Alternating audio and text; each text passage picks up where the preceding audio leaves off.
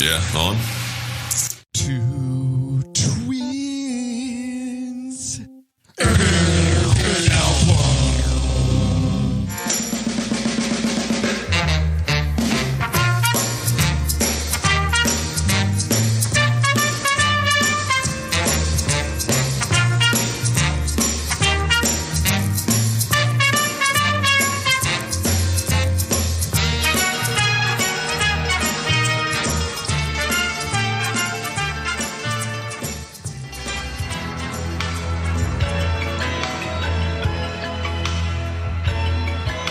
Hello, I'm Jane Fonda, and this is A&M Studios in Hollywood, California. On the evening of January 28th, along with several other people, I was fortunate to be here and to witness an extraordinary event. 45 of the most remarkable singers in American popular music had come together to record a special song and make a special commitment. For many of us watching that night, part of the thrill was seeing so many diverse artists working together so compatibly, with serious purpose, but with a sense of humor. And were they really remarkable? Were they really? After all, how often have any of us had a chance to see genuine legends like Ray Charles, I don't know Bob if you've Dylan, seen Michael Jackson, this Lionel clip, Richie, Diana but Ross, Tina Turner, Bruce. she's wearing like these, it's Jane Fonda. I'm not sure why, but she's wearing these like leather pants. They're like sort of golden brown leather pants. And she's not wearing a one-piece leotard. That's all I think about when I think about Jane Fonda. I thought that was Bo Derek. No, the workout. Jane Fonda. The Jane Fonda workout. Yeah, right. Yeah, that was her. That was what really put her on the map, wasn't it? Leg warmers. Yeah. By the way, I'm not sure I'm not sure we're on speaking terms yet.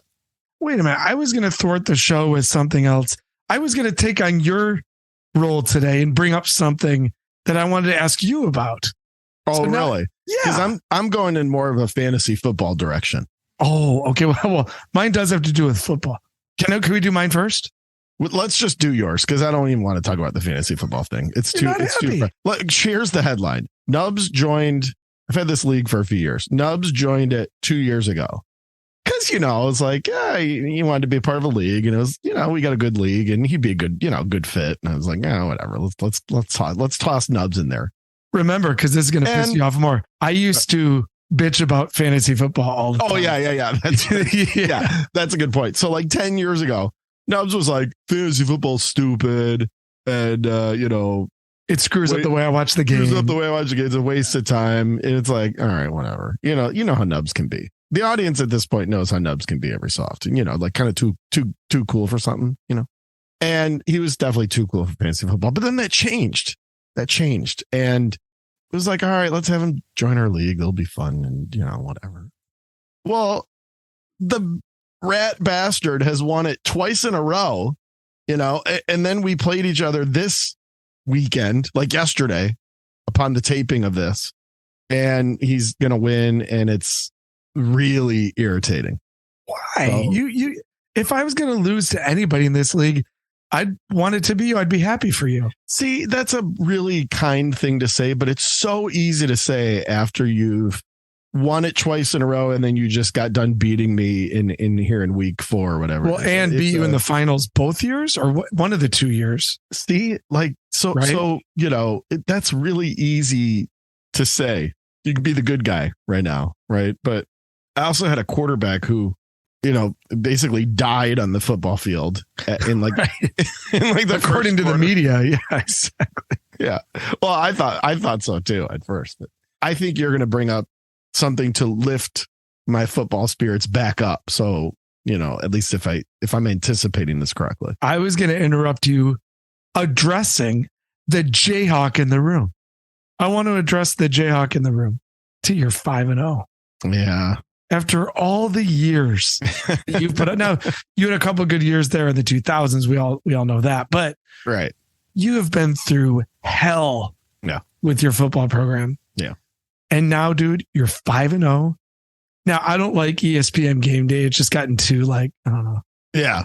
It's politically correct. Yeah. It's I want to hear about football and Yeah. Game Day, not. Yeah. But It is undoubtedly Plus, cool. speaking of dead guys, how do they still have Lee Corso sitting up there? Like, it's disgraceful. Right.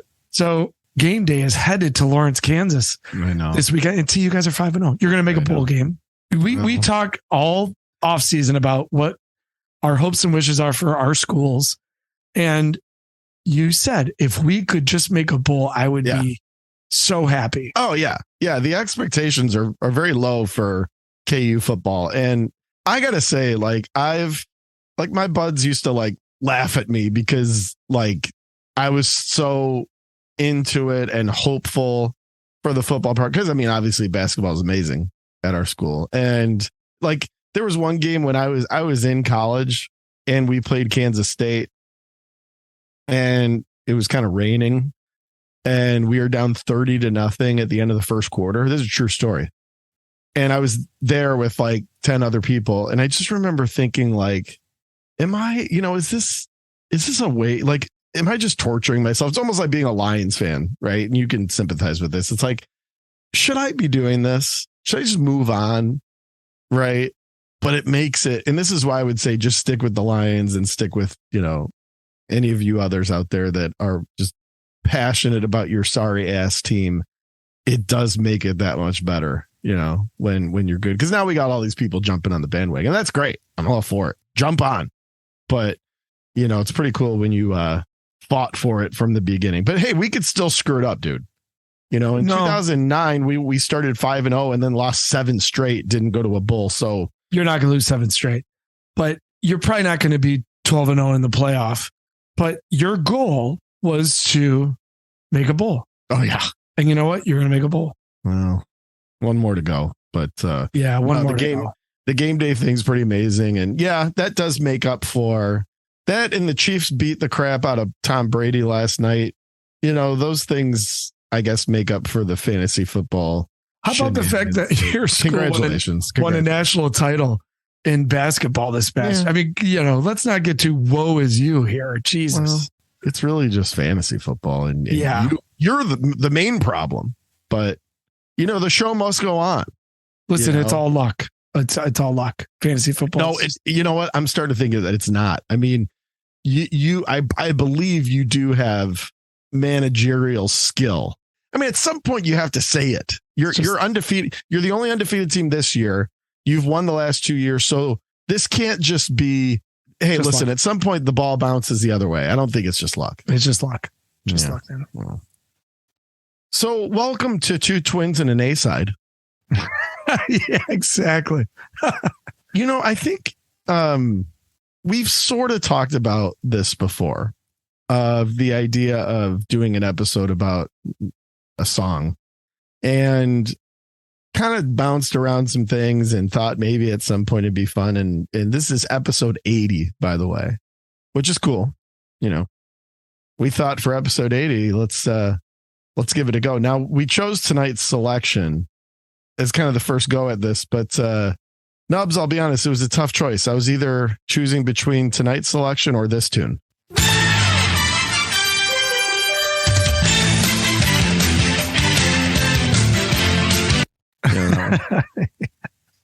John Tesh's Round Ball Rock. The best sports theme of all time? You think so? I mean, it's getting a lot of love is the Amazon Thursday Night Football theme. Yeah. Do you like it? What are they playing? It's brand new because they just started. Oh, it's like from scratch? It's an original composition. Oh, let me see if I can pull it up. Yeah. In the meantime, I'll tell you this. My youngest daughter is not a big sports fan, but she all day on Sunday during football season, all she talks about is that she's waiting all day for Sunday night. Yeah. And she gets her pom-poms and stands in front of the TV during the Carrie Underwood intro to Sunday Night Football. This is Beaks. And jumps up and down. Beaks, who, joined the show during the Kate Bush episode. Yeah. And is amazing. That's hilarious. So that's her moment. Yeah. She stands there. She jumps up and down with her pom-poms and she dances along with Carrie Underwood's, Sunday Night Football. Yeah. Now I'm just annoyed that you haven't sent a video of this. Here's the Amazon thing.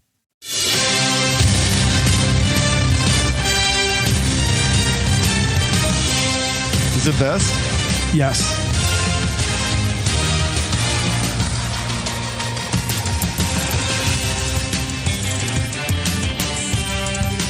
I mean, it's fine, but it's no this. Maybe the whole episode, like anytime you say something like anytime you say something like cool or interesting, I'm just gonna run it. Kind of like, oh, Nubs like made a really good point about the history of this song. What do you think? I love it. I think speaking of, we won that game the other day. We beat Iowa State. Very, very ugly, nasty football game.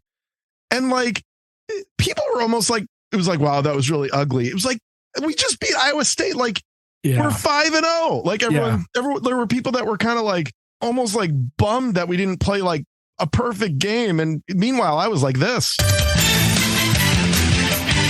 That's what I was doing. It's so funny you say that, because I was thinking the exact same thing this morning, because I was listening to all of the Monday Buckeye podcasts, where they wrap up the game. And the number one complaint was like, the game was boring. Right. And it's like, last time I checked, these games are not here to entertain us. And that's what's happening. Your point you're making is important, because now everybody just thinks like that football is, especially college football, is like here just for our own entertainment value. It's like, no, I was heavily entertained by watching Mayan Williams like run 5 touchdowns and gash the Rutgers defense. That's entertaining. Like, but if you don't throw for a long touchdown, it's become really weird that like the way the win looks is like more important than the win. Shut up. I'll say this: next week we play TCU at home. I mean, if TCU turns it over 8 times, misses 6 field goals, throws 4 interceptions for touchdowns, and we win by a point, I'm going to be thrilled. Absolutely. Who cares? Yeah. Yeah, I agree. Well, hey, listen, this is not 2 twins and a sporting rant. Can I tell you real quick though? I just do want to say, can I share with you my favorite sports theme? Because it's actually not John Tesh. Pull up CBS Sports college football. It's the best. And the Big Ten is going to be playing games at CBS starting next year. Right. I think it's the best sports theme in the history of TV sports. Really? Roll it. Yeah, let's hear it.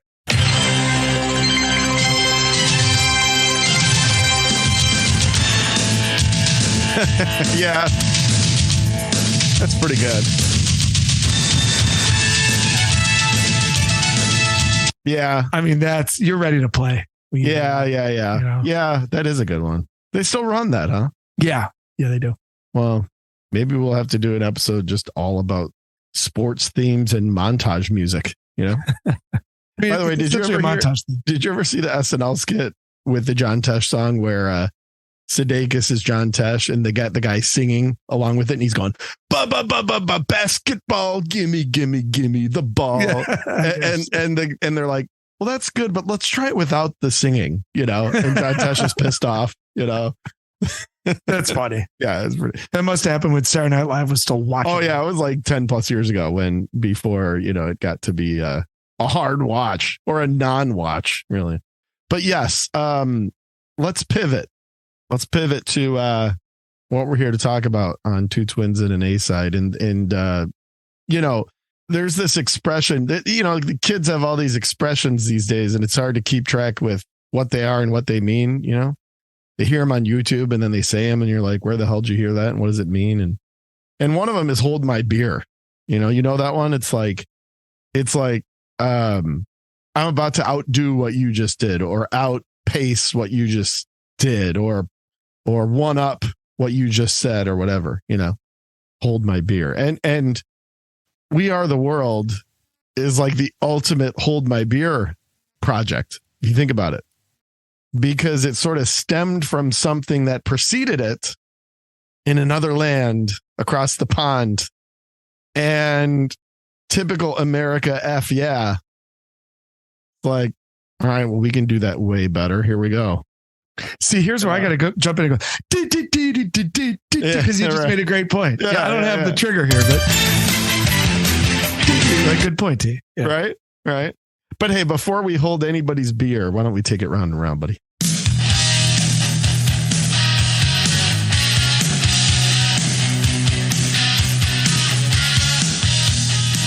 Nubs, we got to get an album sort of theme into this episode somehow, right? Because this is really more of a, what is this, a 45? Was this a 12-inch 45? Whatever it was. I'm sure it was on 7-inch and 12-inch. Oh, there you go. I'm sure there was I'm sure you have both, by the way, in all different formats. Since we're doing a song today, we got to get some albums in there. What have you been listening to, buddy? Well, last week I went and saw a band that I think might be the greatest living live band in the world. Wow. And living live band in the world. All right. It's not an obvious choice by any means, but I honestly think it might be the greatest live band in the world right now. And that band is Meshuggah, who is just mind blowing in terms of the way they pull off their incredibly complex metal music live. The sound is just remarkable. It's I can't even describe how clean they sound. They play, unlike a lot of metal bands that play everything at the right tempo. I mean, they're like perfect. They have amazing visuals, just really cool. So what's been running around for me? A healthy dose of Meshuggah with the 3 studio albums, Nothing, Obzin, and The Violent Sleep of Reason. Just those 3 have just been constant. Because Meshuggah is one of those bands that when you see them live, you're like addicted to them. And now it's all I want to listen to in the last week. So it's a very easy round and round this week. Those 3 albums by the great Meshuggah, who I've tried to get you into. I think seeing them live, I don't even know how to describe it. They're so powerful and so good. I'd love to see them. I mean, they're great. I'd love to see them live, especially after that endorsement. Good Lord. Even if you're not into metal, you would appreciate their precision. You really would. Yeah. So that is what is round and round for me. It's a little abridged. It's a 45 version, 45 RPM version of today's round and round. That's right. What's been spinning around for you, T? I've got 2 new releases and 1 not new. The 2 are the Afghan Wigs new record, How Do You Burn? Always good to get stuff from them. They're great. Just huge fan of, I think what they do is so thoughtful, so interesting. It's like a street fight, but also with some classically trained elements. It's a very neat kind of approach that those guys have. Mars Volta, do we think this is cool and interesting? Do we think it's kind of goofy? What do you think? So Mars Volta put out a brand new album, and like all the songs are like 3 minutes long, and there's sort of some electronic elements and things. I mean, it's almost not Mars Volta. I mean, it's hard when we did an episode on Francis the Mute and kind of that golden age with John Theodore, Deloused, and Francis and all that. It was so unique and different. It's almost funny to have them put out an album that's a bunch of cuts. So, but is it also kind of cool and different? I don't know. Having a hard time deciding. These 2, I just so annoyed by them. First of all, this isn't even a commercial thing. These songs are not commercial. They're just weird and bad. I don't get it, dude. I'm kind of done. I'm kind of done with them. Just over it. Yeah. Well, I think so. Anyway, new album from the Mars Volta, which always interesting with those guys. The 3rd is Hilly Michaels. The album is called Calling All Girls. Any idea what that is, Nubs? It's like 0. No, really? Never heard of it. Well, let me play you. This is track 10, which is a song called Something on Your Mind. Let's see if you can spot this one. Something's on your mind. Would you tell me something's on your mind? Something's on your mind. Me, the dreamer, all the boys. Whoever asks you why, oh why, you put them through this heat. What is that? That is the theme to the scene in Come on. In Hey, smells. My dinghy's bigger than your whole boat. In Caddyshack. That's right. That's the right. Seafood.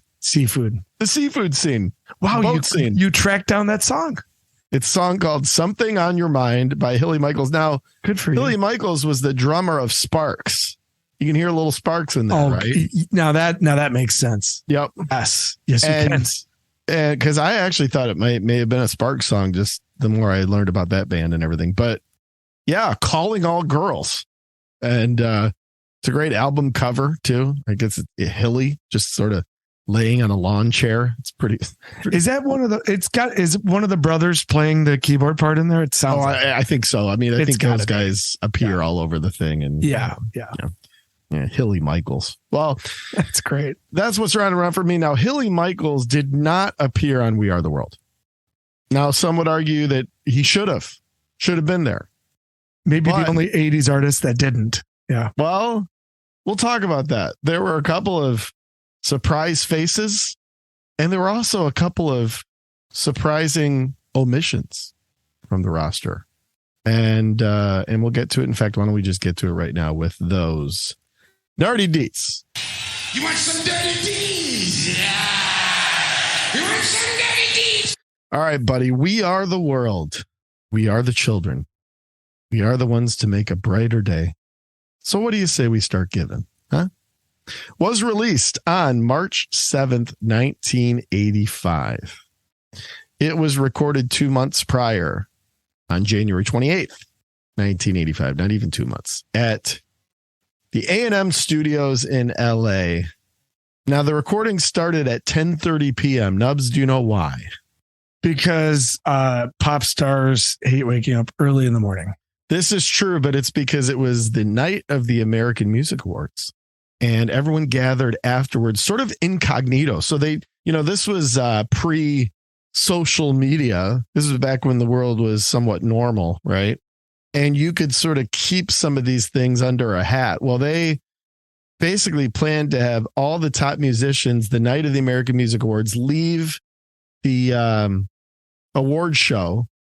And instead of going out and celebrating and such, they were all to meet at the A&M studios and record this project that nobody was really kind of aware of. And so they did an amazing job really of being able to escort in all of these. I mean, these are the top musicians of the moment, clearly, into this studio to record this project. And they basically recorded it all night.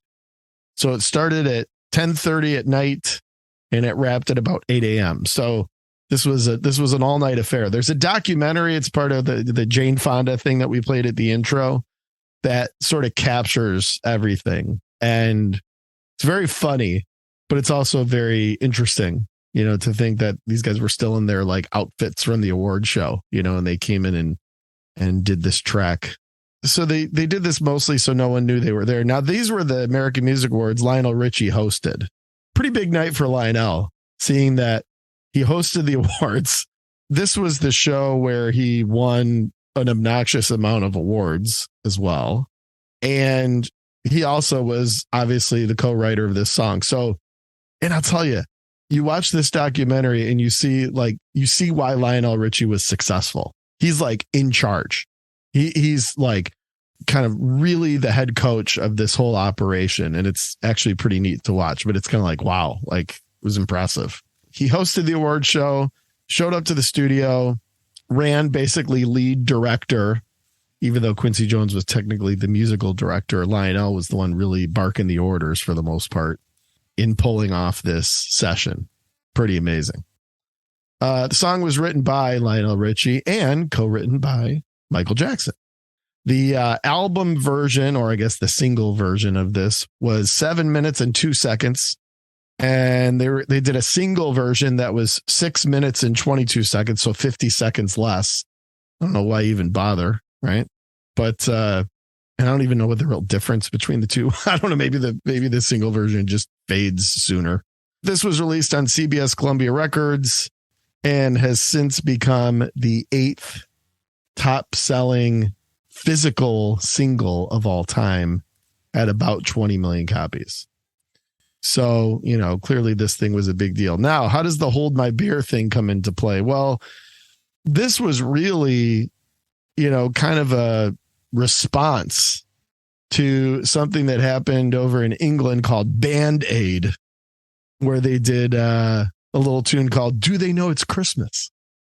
Feed the world, let them know it's Christmas. Christmas time. Yeah. Which was Midge Ear from Ultravox was like the brainchild behind that. And of course, Bob Geldof. Bob Geldof, right. So, and that was a year before. That was in 1984. So Bob Geldof, wanted to raise a bunch of money for the famine taking place in Ethiopia. That's where Band-Aid and Live Aid and like comic relief was also a thing. You mean Bob Geldof? We need the fucking money. Well, you see that clip?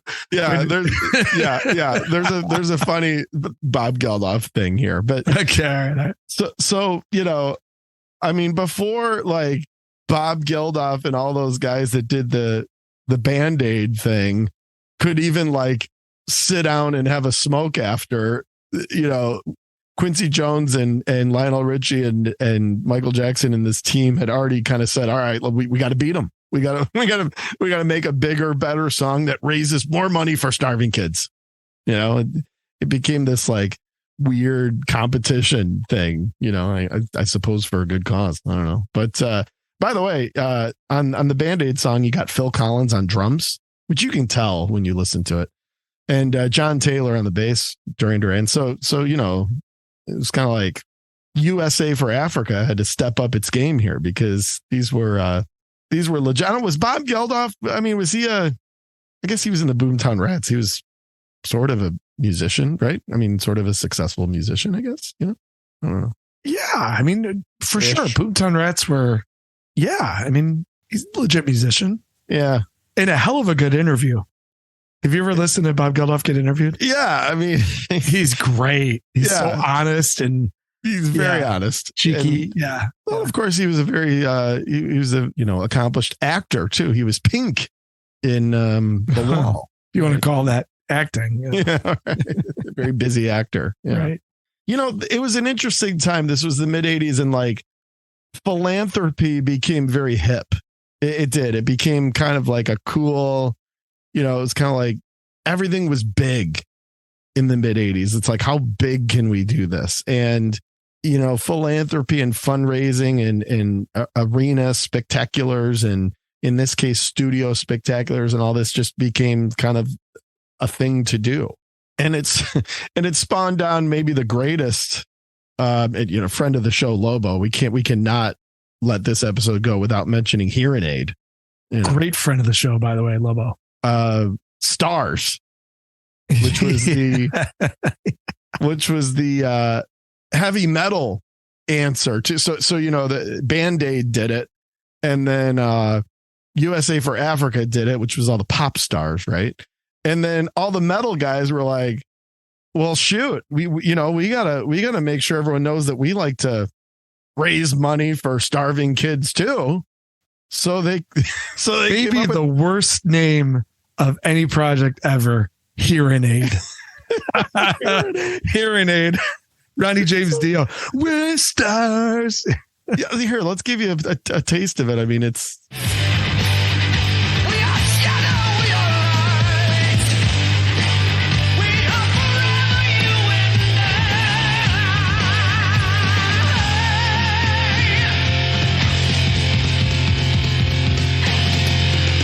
Yeah.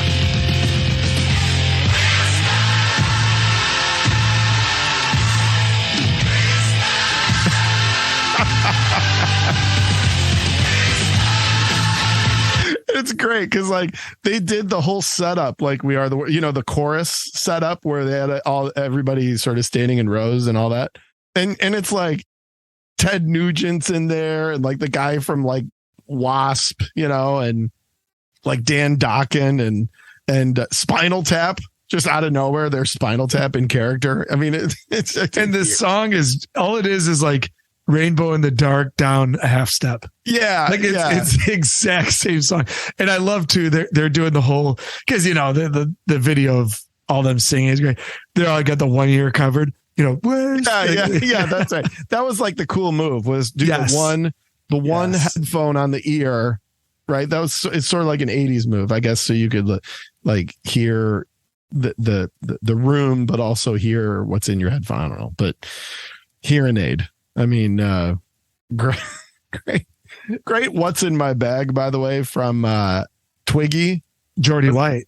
Yeah. Geordie White. Yeah. The guitarist for Nine Inch Nails. He did a What's in My Bag for Amoeba Records, and he pulled out Hearing Aid, and he's like, it's awful, but amazing at the same time. It's a perfect description. Yeah. Yeah. So, and then, part of course, this trend of philanthropy and being over the top and all this, of course, has to get parodied, which you saw a lot of that stemming from We Are the World. And a couple of my favorite things, the aforementioned SNL. Do you remember Let the Chickens Be? Hell yes, I do. That was so fun. Yeah. Let the Chickens Be was great. So funny. With, Chris Farley was Carrie Wilson, and Carney Wilson. Oh, and Carney Wilson, and great Michael Bolton was singing on Let the Chickens Be. Yes. I think he was the musical host that day or something, but yeah, he was a good sport. He was really funny. And David Spade was Tom Petty with the big hat on and everything. It's great. It was really funny. The best one, and this is one that really takes us back, Nub, had to be Kevin Meaney, who was a stand-up in the 80s and kind of a goofy, kind of chubby guy. Great stand-up, really funny guy. But he created a routine out of We Are the World. He essentially did the whole song, and he was doing physical impressions of each singer as they took their turn. And it was really brilliant. I mean, really, really funny and brilliant. I remember he did it on the Tonight Show and just clobbered, and but yeah, the Kevin Meaney bit was fantastic. It was one of those reference points for you and I from being kids, right? We used to reference that a lot. We'd kind of imitate his imitations, and there's these pivotal moments when you're young where you experience something, whether it be a movie or a skit or whatever. And I just remember that one being big for us because of the physical comedy, the parody aspect of it. Yeah. I remember that one. Funny. Yeah, we did for sure. Yeah. And of course they tried to run this into the ground like they did most everything. And they did We Are the World 2, which was like a remake. I forget what year it had to be, like 15 years ago, maybe. And it was terrible. I mean, it was kind of a remake. I'll tell you what, the only good part of it is Celine Dion does the middle section. It's really amazing. But other than that, it's just crap. Like there's like auto tune and rapping, and it's just terrible. We Are the World 2. So not as successful later effort. But and then actually SNL did another good bit where they did We Are the World 3, which was a song to raise awareness of the disaster of We Are the World 2. So, that's funny. Okay, that's good. So those guys, they found plenty of angles to sort of go at this. But listen, as much as you could parody this, it was an incredible success, right? I mean, this was numerous honors, including 3 Grammys, 1 American Music Award, and a People's Choice Award for this song. The video, and we'll get to some of the elements of that, but the video was legendary. Right. And getting all these people together, and visually it was, pretty spectacular and all that. There was a VHS, a special edition We Are the World magazine. There was a simulcast of a performance, books, posters, shirts. I mean, it raised more than $63 million at the time, which right now is it would be about triple that, for this humanitarian aid in Africa, et cetera. So, I mean, big deal in terms of the success and the impact, and it's a pretty timeless, song and project to this day. Lionel Richie was suggesting during COVID that they do a third version to sort of communicate a message of solidarity around the pandemic, and but that never got off the ground, thank God, because that just would have been bad in many ways, I think. But at this time, Lionel was just hotter than a pistol. I mean, this guy was racking up the awards. Can't Slow Down had come out. He was hosting, as we mentioned before, the American Music Awards that preceded the session. I mean, the guy was just on fire. And this was like just before Michael Jackson exploded. I mean, he was like This was like days before he exploded. In fact, he was on tour still with the Jacksons at this time. I don't know if you remember that, but right before, almost as Thriller was coming out, he was still touring with his brothers, and he would actually do his solo songs on stage with his brothers. But they did that Victory album, right? Yep. With Torture, which is actually one of my favorite Michael Jackson related songs. Oh yeah. Torture is great. Yeah, 100%. This was catching him basically on the brink of just being the biggest star in the world.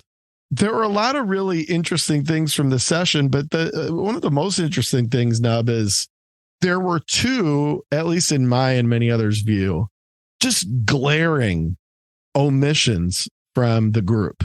So who would you say 1985 is not a part of this? And you're like, wow, like how did they not join the party here? Can you think of the two that come to mind? Geez. Madonna. Yes. I don't know the circumstances. I'm assuming it was just because it was Madonna being controversial, but she'd be one. One that I would guess, and I just don't remember if he's on it. Was Huey Lewis on it? Well, Huey was. He was part of he was part of the Middle Eight group. Okay. Oh yeah. Yeah. You can actually hear him in there. That's right. Let's see who else. George Michael. He was on Band-Aid. Yeah, that's right. Were all Americans on We Are the World? Yes. Like for the most part? Yeah. Because I'm assuming all the European musicians were on right. Do They Know It's Christmas? Man, okay. There's one that it's kind of like, wow, how is he not on there? But then you're like, oh, of course he didn't do this. Like one of those. Is it like a hard rock guy? It's not like Ozzy, is it? No. Was Ozzy on Hearing Aid? He would have been part of Hearing Aid. Yeah. Let's see. So you've already kind of given it away. It's a he. Right. Stevie Wonder? Stevie Wonder was totally on this. Okay. I'm going to take one more crack. Stevie Wonder had a big part on this. How dare you? I'll give you a hint. Okay. Shoot the J. Shoot it. Oh, Prince. Yeah. Yeah. Yeah, it's a good call. Yeah, Prince wasn't on this. Now they had a part set out for him, sort of unclear why he didn't do it. But I think the bottom line is he just thought it was kind of stupid. You know, I think he was just kind of like, you know, there was a suggestion out there that he and Bob Geldof didn't get along, that Bob Geldof had called Prince a creep in the press. You know, so Prince none of that would be surprising. Yeah. And Prince would not be the 100th person in the musical world not to get along with Bob Geldof. But Prince did donate a song to the We Are the World, you know, compilation album that came out. So I guess he probably had some guilt, you know, for not supporting the children and decided to at least give them a song. But yeah, Prince and Madonna, kind of the two really noticeable disclusions. Now there are some inclusions that are pretty interesting too, and we'll get to that. You know, this had to stay airtight, you know, and so there was a really interesting process, and Quincy Jones led most of the logistics in terms of getting the backbone of the song to the performers in advance, because they couldn't just come in completely blind. Otherwise, they wouldn't have been able to complete this in 8 hours the way they did. So he sent out, it was actually these cassettes with the backtrack on it, and it had a note, and it said, the cassettes are numbered, and I can't express how important it is not to let this material out of your hands. Please do not make copies, and return this cassette the night of the 28th. In the years to come, when your children ask, what did mommy and daddy do for the war against world famine? You can proudly say, this was your contribution. That was the note that accompanied the cassette with the sort of rehearsal track on it. So there you go. There was another star of the time that wasn't on this, and it kind of relates to the Prince thing, and that's Eddie Murphy. And Eddie Murphy did not do We Are the World because he was actually in the recording session for Party All the Time, believe it or not, which I think is maybe a more important song than this one, frankly. But is there any better metaphor for the 80s? And at almost precisely the same time of We Are the World being recorded in this big showy like deal, Eddie Murphy's in a studio singing My Girl Wants to Party All the Time. Yeah. It's I guess Eddie Murphy felt really bad afterwards. He's like, oh, I probably should have come over and done that instead. How have we never not karaoke'd Party All the Time by Eddie Murphy? Tough Is it just because it's so hard to sing? Tough song to sing, you know? Girl, I can't understand it. Why you want to hurt me? After all of the things I've done for you. I don't know. Maybe we could pull it off. I don't know. Here are the performers. Okay, we'll just do a quick lap. You got Quincy Jones, the conductor. Was it really necessary for him to conduct? Was that needed? Or was that just to be on camera? I don't know. Or he's conducting the chorus just to be on camera. Maybe it is. I don't know. I've never done this before. So, in order: Lionel Richie, Stevie Wonder, Paul Simon. Who this was just before Graceland. The guy was actually like, his career was like not in a good place, but there he was. Kenny Rogers. Now, let me tell you something about Kenny Rogers. When they walked into the studio, they all got a gift bag with USA for Africa sweatshirts included. And Kenny Rogers just put the sweatshirt on. So if you notice in the video, everyone's kind of in their like outfits from the award show. Except for Kenny Rogers, he's like, oh, this is nice. I'll just put this. It's kind of like, if you get your uncle a sweater for Christmas and he takes it out, and I'm just going to and he just puts it on and he wears it the rest of the day. Yeah. Like with the tag still on it, It's like people who go to concerts and buy the shirt and then put it on. And then put it on. Yeah. I think Diana Ross also put on the sweatshirt, but yeah. Yeah, I think that's right. Kind of funny. Right. It's like, Kenny's like, I thought I was supposed to put this thing on. I don't know. James Ingram, who goes just batshit during this song. Amazing contribution. Tina Turner, Billy Joel, who arrived with Christy Brinkley. He pulls up in a limo. It's great in the documentary. He gets out and kisses Christy Brinkley. It's funny. MJ, Diana Ross, Dionne Warwick, who did another charity single that year, right? That's what Friends Are For. What Friends Are For was also a charity single. So there you go. One of my favorite karaoke songs. Yes. Now that one you have mastered. I will give you that. What I like at the end is when Elton just starts going ape shit.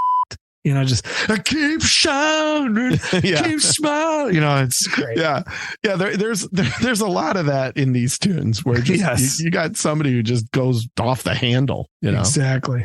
Willie Nelson, now he's great. He's got probably the weirdest lyric. Yeah, that weirdly timed verse. He says like, and God showed us by turning stone to bread. Like he's got this really weird line, but it's great. He was drinking Budweiser the entire session with Waylon Jennings, who we'll get to, and Ray Charles. I guess Ray Charles was like an animal, like just always drunk and always like banging women. And have you seen the movie Ray? I haven't. No, is it? Oh yeah. Okay. Guy's a lunatic. Well, now I want to see it. Huey Lewis also had a beer, but Willie was stoned to the bejesus belt. Well, it was funny. So afterwards, they were kind of getting set. They were like talking to the artists. Getting some of their thoughts, and they were all like saying all these wonderful things about humanitarian aid and all blah blah.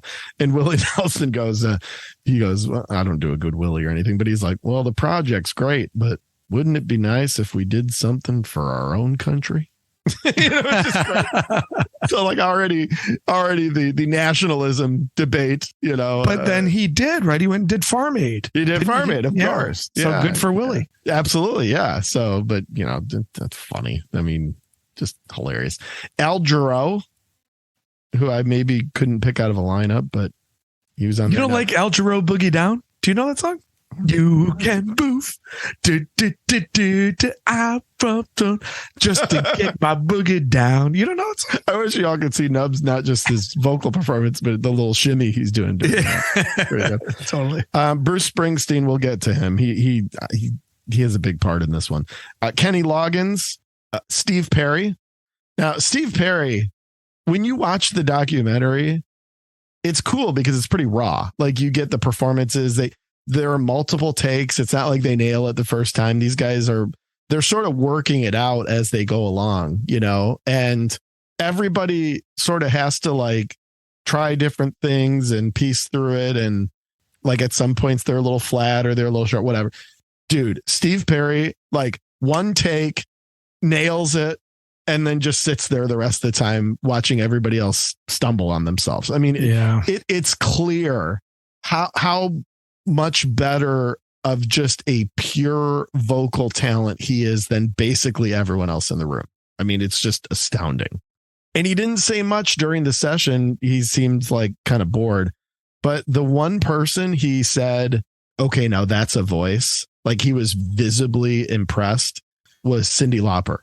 Steve Perry is just enamored with Cyndi Lauper's voice. And it's very true because she went on to be a Broadway singer. I mean, she's kind of a wonder. Oh yeah. She's legit. She and it's very interesting that Steve Perry really notices that during the sessions. Daryl Hall, Huey Lewis. So Huey Lewis had the line that Prince was supposed to have, but then, Prince said no thanks and Huey stepped in. Speaking of just incredible vocalist, Daryl Hall. I mean, that's a guy that's really underrated. I'm actually surprised that Steve Perry wasn't impressed with him because Daryl Hall is like a singer's singer. So here's what I picked up on. It's interesting that you stopped there because I was going to say this and then I was like, why? Daryl Hall actually has a really hard time. Now, I don't know if the line is sort of not in his range or whatever, but I think Daryl Hall is incredible within a box, right? If he's in that, I don't think he has very wide range, but if he's in that zone, he's obviously has a very unique, outstanding, soulful voice, but I don't think he would blow you away with his range or his ability to sort of have a kind of diverse offering. It's kind of like one move, one box. You're right. Cause on Live at Daryl's House, which I love watching that, there's they have to work the songs into his voice for sure. Yeah. And it's usually key wise, they're really dropping the keys of things. Yeah. That's a good point. Yeah. Yeah. I don't think he's terribly wide. Okay. Cyndi Lauper and then Kim Carnes, who, you had like Smokey Robinson was in the chorus, Bette Midler was in the chorus, but Kim Carnes got it's the shortest line in the entire song, but Ken Cragen was her manager and he was like one of the masterminds behind this project. So there you go. That's why Kim Carnes gets a solo, but it was very quick. Bob Dylan, we'll get to that. Ray Charles, and those are the soloists. So here's the chorus. Now this is where it gets pretty good. Dan Aykroyd.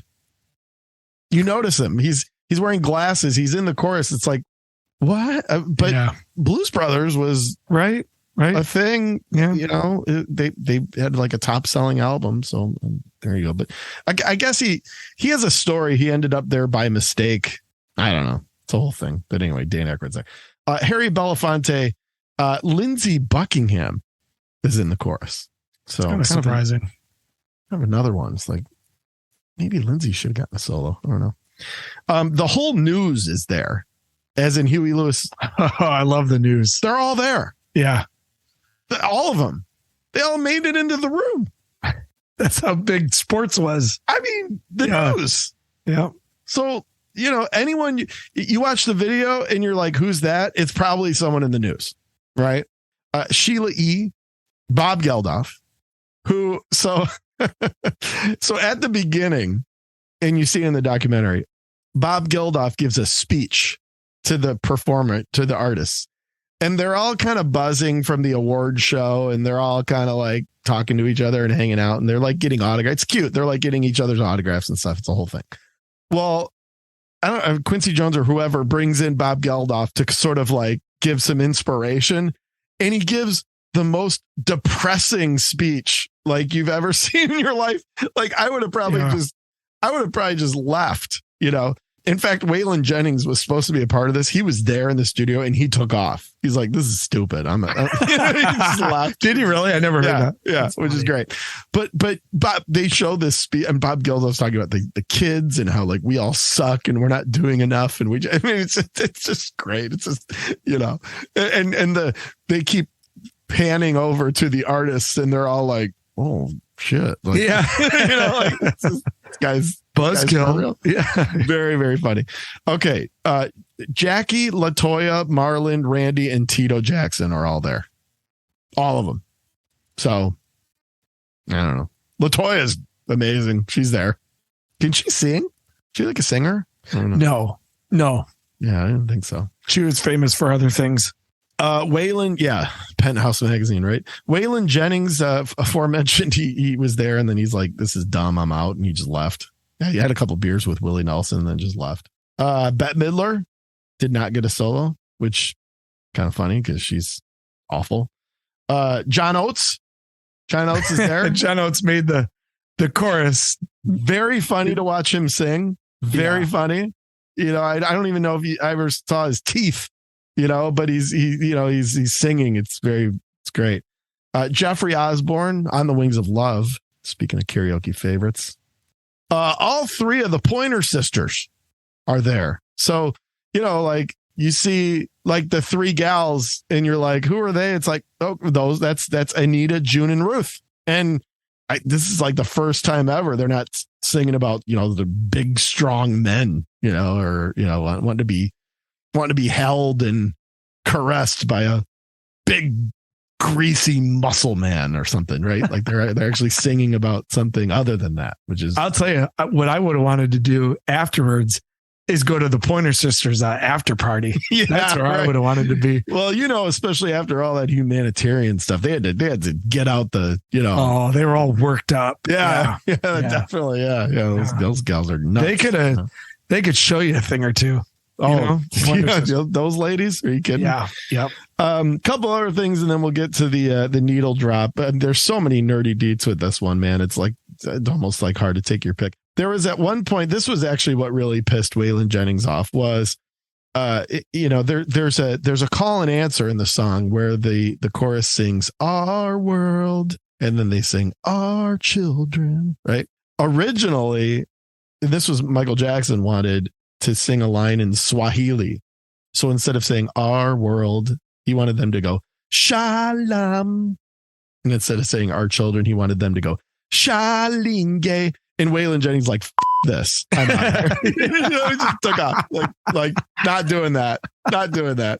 And he left the studio, which is funny. He may have come back in for the on-camera part, but that really pushed Waylon over the edge, you know. So actually they debate this, and some of the artists liked it and some of them didn't. So they came up with the "Our World, Our Children." Or is it "One World, Our Children"? I don't know. Whatever it is. That's what they went with. So, you know, the single here debuted at number 21 and then moved to number 5, then number 2, and then to number 1 eventually. So I mean it probably would have reached the top of the chart sooner, but there was a Phil Collins song at the time that was just dominating the number 1 position. You want to take a guess at what that was? 1985. Against All Odds? Nope. You're in the right ballpark though. You got to think a little more top 40, Phil, here. This is 85. Yeah. So it's probably off No Jacket Required. Studio? No. You got to go more. This was on pop and rock.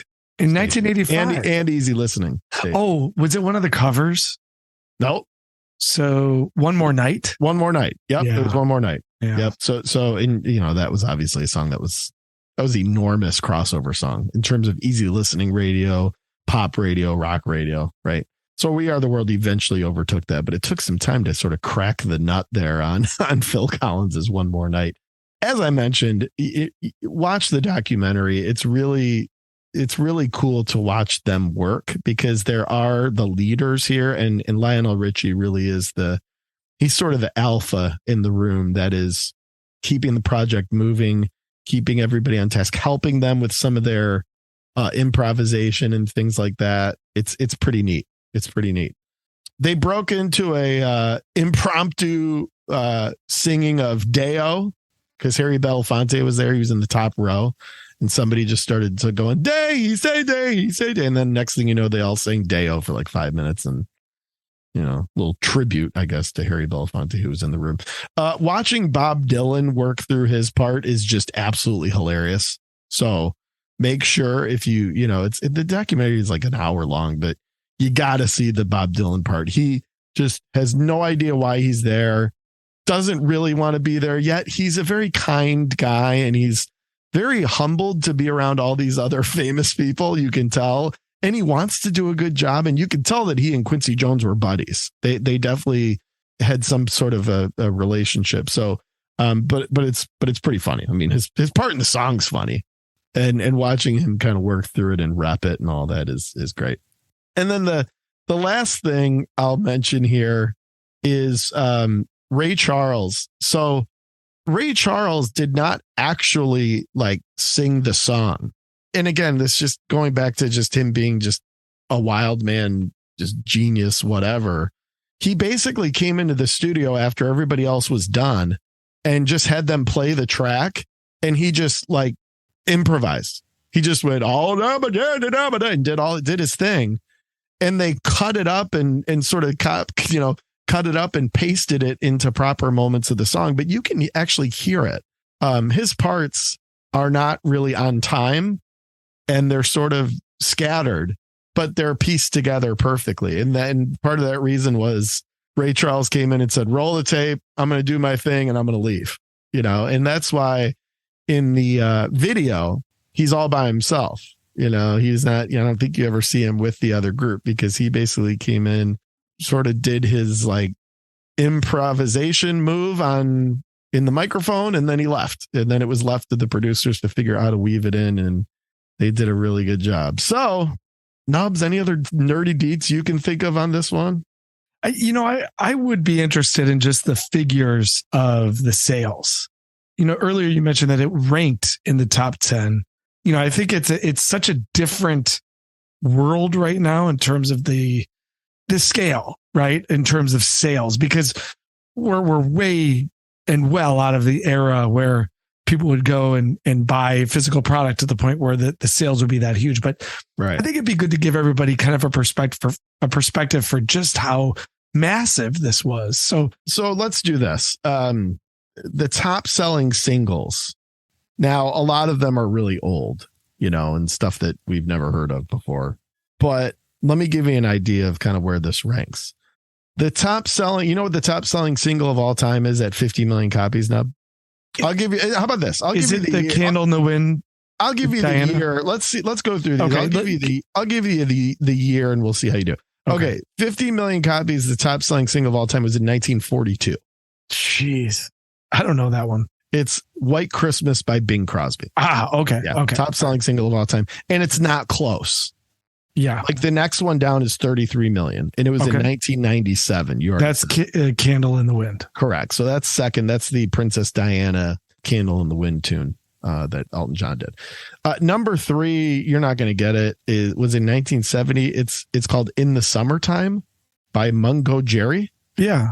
Okay. In the summer, yeah, that was a popular song. I'm amazed it sold that many. Jeez. 30 million. The next one is at 25 million. It was in 1954. You want to take a crack at that one? It's probably Elvis. A little early for Elvis. Oh, no. Rock Around the Clock by Bill Haley. There you go. Okay. The next one is 20 million, 1992. You know, it was a giant song in 1992 that would like sell that many, was like Mariah Carey, I'll Be There. You're in the right ballpark. This was Frank Farmer. This was I Will Always Love You by Whitney Houston. Oh, okay. Yeah, okay. The Bodyguard. Yeah. Got it. The next one is it was also 20 million. 1960 was Elvis doing It's Now or Never. I wouldn't have guessed that was his top single, but there you go. Next is We Are the World. So it's 8th all time. After that, you got If I Didn't Care by the Ink Spots. That was 1939. I'm pretty sure you wouldn't have gotten that one. Yes, Sir, I Can Boogie by Baccarat. I guess, is that a disco song? There was another one in 1997, 18 million. You want to give that one a try? I'm going to say easily. It's near, far, wherever. Yeah. What is it right. called? My Heart Will Go On. Yeah. From Titanic. I know that because I worked at a record store that summer. There you go. Both Candle in the Wind and the Titanic song was every other customer. Yeah. It was insane. Can't even imagine. The next one, I think you said Mariah Carey's 16 million in 1994, the Christmas song. All I Want for Christmas Is You. So I said I'll Be There, but yes, that makes sense. Oh, okay. Christmas music sells like crazy amounts. It's insane. The next one is 15 million in 1991. It was a ballad. 15 million, 1991 ballad. Also in a movie, I believe. Terrible song. Terrible song, but huge song in 1991. Yeah. From a movie? Yeah. I think it was from a movie. Female singer or dude? Dude. Everything I Do It For You. Bryan Adams. Yeah. Wasn't that from like Robin Hood? Prince of Thieves? Yeah. Well, All for Love was from Robin Hood, wasn't it? And we make it all for love. All for love. When there's something that you know, stings start doing. Just let your feelings go, and we'll do it all for love, one for all. And then the last one is 1978, 15 million copies. I'll Save You the Trouble. It's from Greece. You're the one that I want. God, probably my least favorite music ever. Yeah, Grease stuff. Ugh. Yeah. Well, what are you gonna do?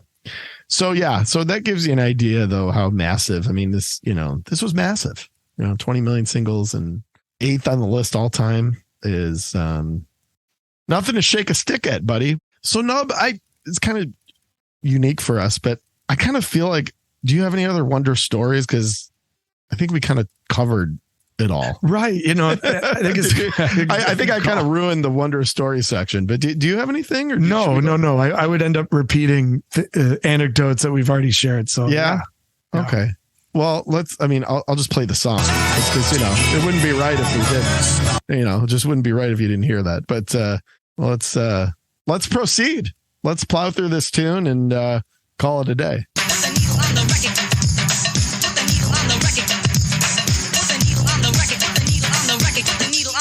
When the drum beats go like this.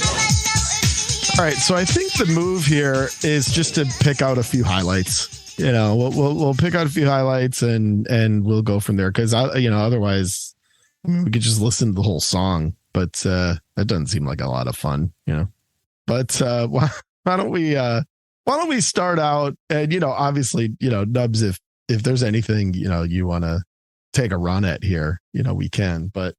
In a lot of ways, it's tough to kind of pick. There's so many moments that are either amazing performances or just funny or whatever it may be. So I kind of picked out a few spots that we can highlight. But the first is this intro and this handoff, that you get from Lionel into Stevie Wonder into the other guys. It's pretty solid. So here we go.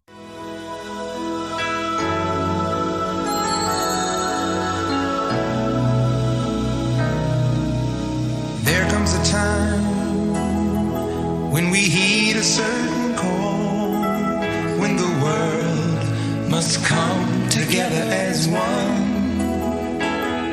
There are people dying. So there you get Stevie, and then it goes into Paul Simon and Kenny Rogers with his sweatshirt on, and then you get James Ingram, Tina Turner, and Billy Joel, so starting off pretty hot. And you got some pretty good handoffs going on there. One of the big ones here is where you get, and this is actually pretty neat, when you get MJ stepping in, just kind of clearing everything out, coming in over the top, and then he hands it to Diana Ross, which I think is kind of neat, back and forth there. So here's MJ.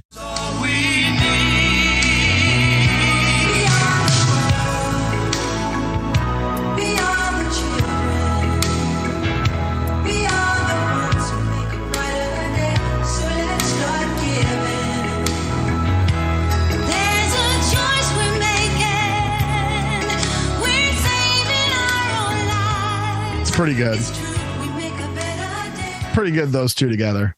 That section right there sold at least 5 million just on its own. You know what I mean?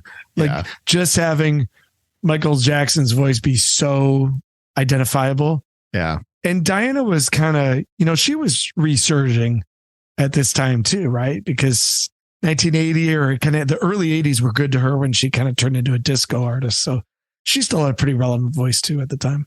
Yeah, for sure. Now we touched on this earlier, and I got to play it because it's Willie Nelson's part. It's just so just weird and great. Listen to the lyrics here. So they know that someone else and their lives will be stronger and free. Comes in for the harmony. Yeah. As God has shown us by turning stone to bread. And so we all. And then right into Al Jarreau. You know, it's such a weird handoff. You know, you got Dionne Warwick, who's just a pro at this charity song thing, you know, and how great is Willie? He just comes in with a stronger than free, you know, just chipping in on the harmony and then taking over. So Totally. Yeah.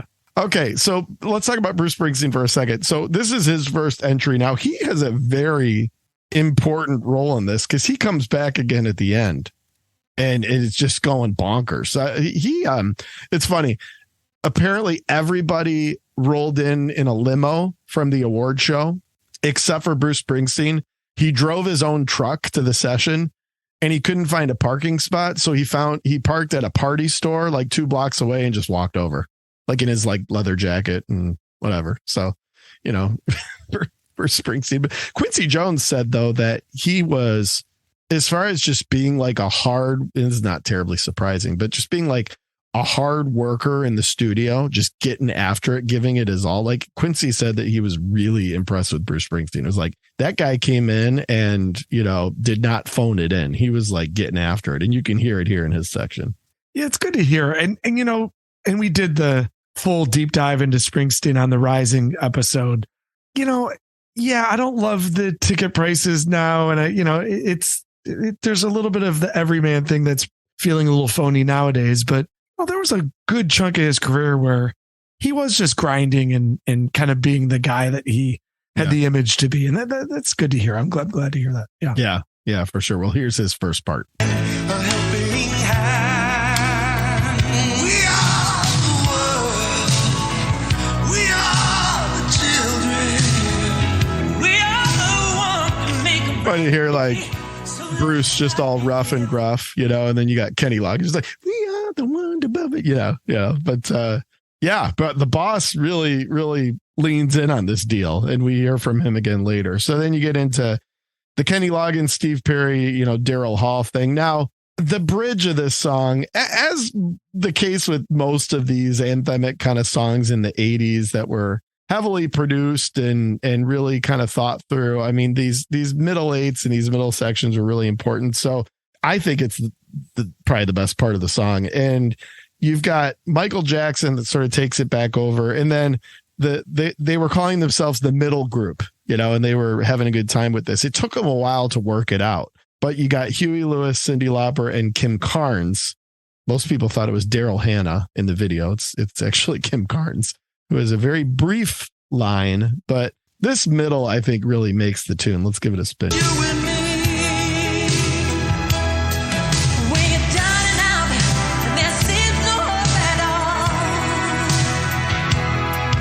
But if you just believe, there's nowhere we can fall. Well, let's realize, that a change can only come when we stand Together as one. I mean, it's really good.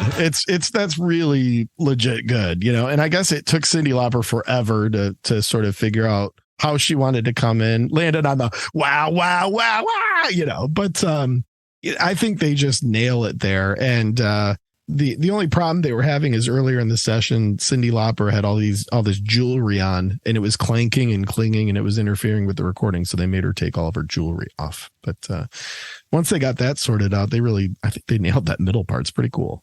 I find it very 80s and very Cyndi Lauper-ish that her jewelry became part of the issue. Exactly. It is great that all these little stories from these sessions, you know, you put all these kind of wackos together for, you know, a few hours and you get all this stuff out of it. It kind of goes to show you, you know, the complexity of artists sometimes. Yeah.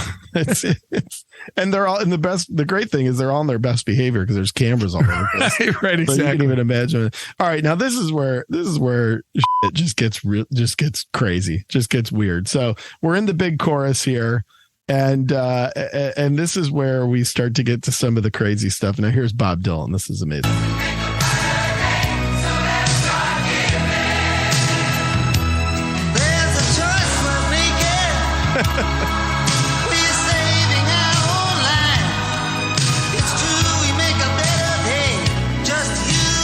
It's great. Like you got to watch it because he's a sweet guy. You can tell, and he's trying to do a good job. But like, it's just so funny. It's just it's a choice for me. It's just great. It's so like out of place, but great. Like props to Quincy for even thinking about. Like that's pretty neat actually that he's like figured out a way for Bob Dylan to work his way in there. It really is. It really is. But And we'll have to talk about Dylan sometime. That'd be a good thing for us to get into. But never before in music history has like one artist made such a career off of one move, which is, and you actually had a pretty good Dylan there. It's like all he can do. Yeah. I mean, there's some versatility in the singers in this for sure. Not with him. And as we've talked about a ton on this, we're not lyric guys. I think that was a big part of his thing too, was like the lyrical message and all that stuff that you and I typically don't care about. But yeah, he didn't have a lot of moves vocally or musically, but pretty cool that he became a part of this. All right. This is the part we mentioned earlier about Ray Charles. Now this is all improvisation and him just screwing around, and they sort of found a place for it on the track here.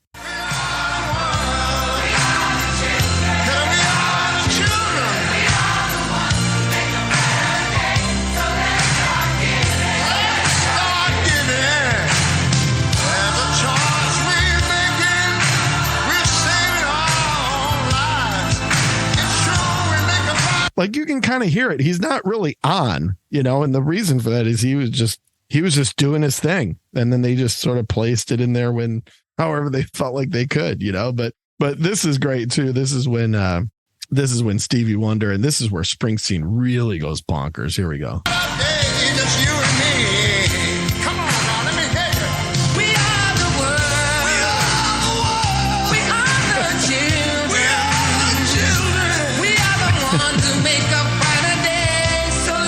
I mean, the boss is just losing it at this point, And, he's all like red faced and pissed off, right? Yeah. And I guess the other thing Quincy Jones said is that Springsteen had played a 4-hour concert the night before in Syracuse at the Carrier Dome. And Quincy Jones was just amazed that this guy was still like not only upright, but like never seemed to run out of energy, and it is pretty amazing if you think about it, that he played a 4-hour freaking, because this was back when he was playing those like really long shows, and listen, he's really good on this. I mean, his vocal's really fantastic.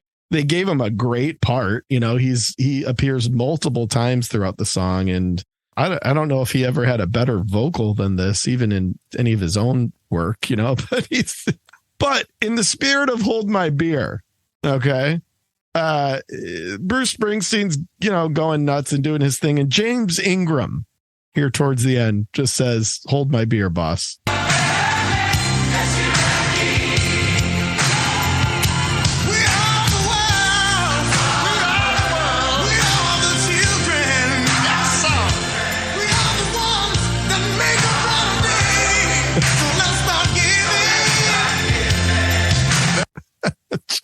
Wow. Powerful. Wow. Brawny, and that kind of takes you to the end. There's this great visual in the video towards the end of the song where Lionel Richie kind of gives Quincy like a thumbs up. It's kind of like, we nailed it. Like that must have been after a good take or something. And it's pretty neat. It's actually a pretty awesome moment, I think, in the video when Lionel's kind of signaling to Quincy like, all right, I think we got it. It's good stuff. Good stuff. So, hey, there's a little bit of comedy to this thing. There's a lot of parody. It signaled a lot about the interesting time period it was in. But all in all, the bottom line is, it's a classic. And hey, let's do a final cut on this. What do you think, buddy? We Are the World. Is it on the turntable? Is it in the collection? Is it collecting dust or are you taking it to the for sale bin? What is it? Come on. Well, look, That's one song. Come I'm on. just a heartless bastard if I say that you got to sell it or, not buy it. I mean, come on. It's for the children, Right. Yeah, that's Jeez. right. Yeah. In the collection, I'd say, in all seriousness, it is a pretty solid composition. Sure. It's a composition of its time. It reflects the voice of the artist that composed it. And, it's catchy and it's a very important song. So look, everybody should have the 45 of this thing somewhere. Came in a great picture sleeve. The picture sleeve, I think, looked just like the sweatshirt. And don't forget about that B-side too, Grace. The song That's right, Grace. Grace. Yeah, Grace. Quincy Jones. Have you ever heard Grace? No. Yeah, I Never turned the 45 over. don't think anyone But else. yeah, man, let's just call it that in the collection because you support the children, Yeah, definitely. That's important. Yeah, I mean, there were also, there were good musicians on this song. You had David Paich from Toto. I mean, come on. Greg Filling Gaines. He was also in Toto. I think all these guys were probably in Toto at one point. But John Robinson playing the drums. Yeah, you had all of Toto is the backing band. Yeah, basically. Right. So, you definitely, you definitely had some good musicians. Yeah, I mean, I think you gotta go in the collection at least. I mean, geez, this thing's an anthem. This was an anthem, But if you think about it, I mean, raised $63 million at the time. The 8th best-selling single worldwide of all time, and just kicked the shit out of Band-Aid. I mean, this was, I think they set out to do something comparable, and they ended up just absolutely blowing it away. Nothing against Band-Aid. They were for a good cause too, right, buddy? But, hey, what can you say? Kind of the ultimate super group fundraising, philanthropic humanitarianism. It's like all wrapped up into one. Amazing. And Willie Nelson and Waylon Jennings got smashed during the function. So that's right. Yeah, it's everything, baby. Yeah, it kind of had it all, didn't it? All right. Well, why don't we close it out with a little bit of In Your Head? Come on, Dolores. In your head. Nubs, back to singles. Now we can do singles yet again. What do you got? What's been in your head? My first one is an obvious choice, and that is We Are the World. Yeah, right. Yeah. We Are the World. Yeah. I'll tell you what, this song does get in your bones a little bit. When you do your research and you have to listen to it about 20 times. Yeah. It's a tough one to get rid of. Exactly. Sure. Exactly. Yeah. A couple other tough ones to get rid of. So the song Tin Soldier by Winger is off the Better Days Coming album. This is sort of the most progressive song on that record and one that I like very, very much. So Tin Soldier by Winger. Next would be, I know you really like that Barry Manilow album, the Yellow album, the pop one. But I saw him. Did I? I don't think I've talked about it on here yet. We went and saw Barry in Vegas. Right. Amazing. You went. Just it was great. Oh yeah. You got to go. Cause I mean, he sounds great. He looks great, but he's also 80 and I'm not sure how much longer he's going to do it. You got to go see it. It's really pretty long in the tooth there. And his band, of course, his band is just so good. So yeah. He always had a gift for finding great musicians. Definitely. But what a little more poppy territory for Barry. Break Down the Door off of If I Should Love Again. Yeah, sure. Love that song. If I Should Love Again's a great album. It's very good. Yeah, for sure. That's the one with the white cover and the painting. White cover. Yeah. The very, that's a phenomenal the album. very feminine picture of Barry. That's got Let's Hang On, and it's got Somewhere Down the Road. Break Down the Door. I mean, Break Down the Door, obviously. Yeah. And then lastly, a little Oasis for you. Our top 25 worst bands of all time episode got me feeling very good about Oasis because of all the grief they tend to take from critics. And so The Hindu Times, one of my favorite Oasis songs. So T, what is in your head? Well, in the spirit of today's episode, Nub, I'm going to go with We Are the World artist for each song. How about that? What do you think of that? Let's start with Bruce Springsteen, who we just gushed about a little bit, and Brilliant Disguise off the Tunnel of Love, which really is a good record. Let's be honest. So, we'll start off on that one with The Boss. And then let's go Daryl Hall. We talked about him a little bit with Dreamtime, one of his solo tracks, which quite good.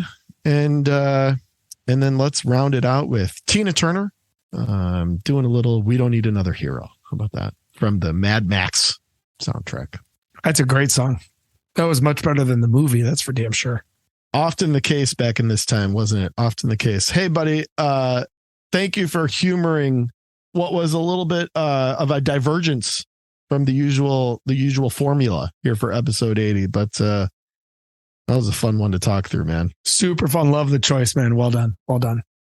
All right. Well, hey, we'll be back with an actual album, like a real actual album, which Nubs is going to take you through. Should be a good one for episode 81. But for now, let's wrap episode 80 with 80 of them in the bag. Hey, what do you say we do 80 more? You know, why not?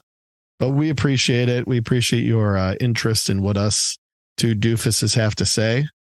And we will see you for the next one before too long for episode 81. In the meantime, be good, be strong, and don't be a jerk. I think is the main thing I'm trying to say, right? Good advice. And that's good advice. And avoid the clap as well. And we will see you for the next episode here on Two Twins and an album. Take care now. Two twins.